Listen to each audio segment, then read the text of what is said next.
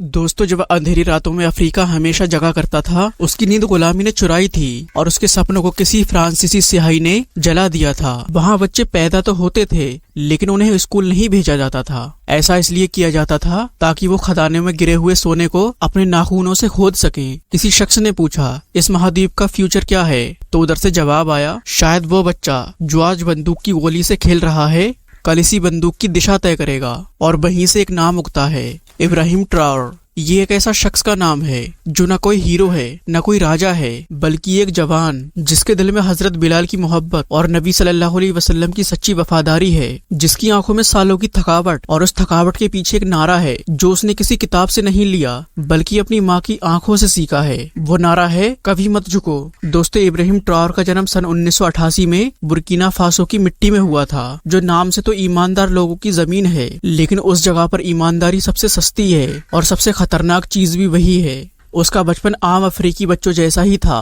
धूप में जलते हुए खेत, पाने के लिए मीलों चलती माँ, और वो स्कूल जहाँ किताबें नहीं थी लेकिन उम्मीदें थी, एक आसरा था। उसकी माँ एक गांव की आम सी औरत थी जो बिल्कुल अनपढ़ थी, और बाप एक आम किसान जो हर मौसम में सिर्फ एक ही बात कहता था, बेटा इस जमीन को मत बेचना, यही हमारी माँ है। इब्राहिम बड़ा हुआ गरीबी की दरारों में पत्थर पर नंगे पांव चलते हुए। दोस्तों, जब उसकी उम्र के बच्चे फुटबॉल खेलते थे तो वो थॉमस संकरा की बातें सुनता था। उसने एक बात को अच्छे से समझ लिया था कि इस दुनिया में दो तरह के लोग होते हैं, एक वो जो लड़ते हैं और दूसरे वो होते हैं जो सिर्फ देखते हैं। और ये बात वो तय कर चुका था कि वो देखने वालों में से नहीं है बल्कि लड़ने वालों में से है। दोस्तों, वो एक छोटे से गांव का एक आम सा लड़का स्कूल की स्लेट से उठकर यूनिवर्सिटी तक पहुंचा, जहां वो भूगोल नहीं इंकलाब पढ़ता था। दोस्तों, इब्राहिम पढ़ता तो जियोलॉजी था, लेकिन उसके दिल में एक लीडर था और यहीं से उसका रास्ता मुड़ा किताबों से हथियार की ओर। और 2010 के आसपास उसने सेना ज्वाइन की, बुर्किना की सबसे सख्त मिलिट्री पीएम के एकेडमी से ट्रेनिंग ली और तोपखाना यूनिटी में तैनात हुआ। और उसे सीधा उस जगह भेजा गया जहां गोलियों से बात होती थी और जहां उसके जैसे बहादुर बहुत ही कम थे।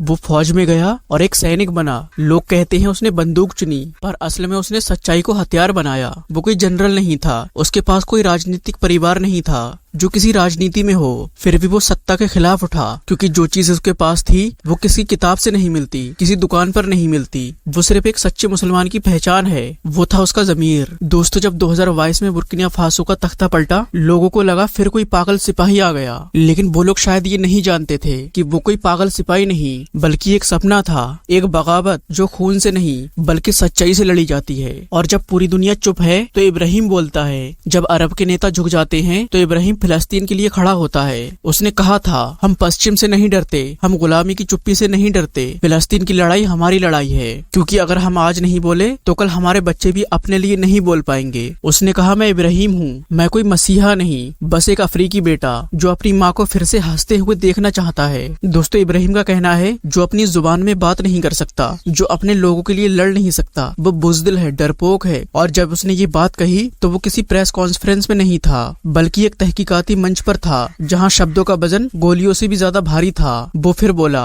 हम जब भी अपने हक की बात करते हैं तो हमें आतंकवादी कहा जाता है, और जो हमारे घर लूटते हैं, हम पर जुल्म करते हैं, उन्हें कोई कभी कुछ नहीं कहता। बुर्किना फासो अब एक गुलाम नहीं रहेगा, हमारी धरती हमारी होगी, चाहे इसके लिए हमें पूरी दुनिया से भी लड़ना क्यों ना पड़े। इस स्पीच के बाद बुर्किना फासो ने फ्रांस से डील तोड़ दी, उनकी सेना को देश से बाहर का रास्ता दिखाया गया। इब्राहिम ने कहा, जिन्होंने हमें गुलाम बनाया वो हमारी सुरक्षा की बात कैसे कर सकते हैं। दोस्तों, इब्राहिम सिर्फ बुर्किना फासो का नहीं था, वो एक आवाज बन गया था, पश्चिमी अफ्रीका की आवाज, फिलिस्तीन की चीख और अफ्रीका के गरीबों का सपना। किसी पत्रकार ने उनसे पूछा, आप फिलिस्तीन के लिए क्यों बोलते हैं जबकि आप तो अफ्रीका के नेता हैं? तो उसने थोड़ी देर सोचकर जवाब दिया, मैं एक मुसलमान हूँ, एक सच्चा मुसलमान। उन लोगों के साथ जो जुल्म हो रहा है, अगर कोई वाकई मुसलमान है तो वो चुप नहीं बैठेगा, और अगर मैं आज नहीं बोलूंगा तो कल अफ्रीका की बारी आएगी जिसके साथ ये जुल्म होगा, और तब कोई बोलने वाला नहीं बचेगा। दोस्तों, वो बात करता है एक होने की, पर उसकी एकता सिर्फ अफ्रीकी यूनिटी नहीं है बल्कि ग्लोबल साउथ की जबान है। वो दुनिया के हर उस इंसान का साथ चाहता है जो कॉलोनियल सिस्टम का शिकार है। उसने यूनाइटेड नेशन के मंच पर साफ साफ कहा था, आप हमें गरीब कहते हैं, लेकिन हम नहीं भूले कि हमारे सारे सोने, हमारे सारे हीरे आज भी आपके बैंक के खातों में जमा हैं। इसी बीच बुर्किना फासो, माली और नाइजर तीनों देशों ने मिलकर एक नया समझौता किया,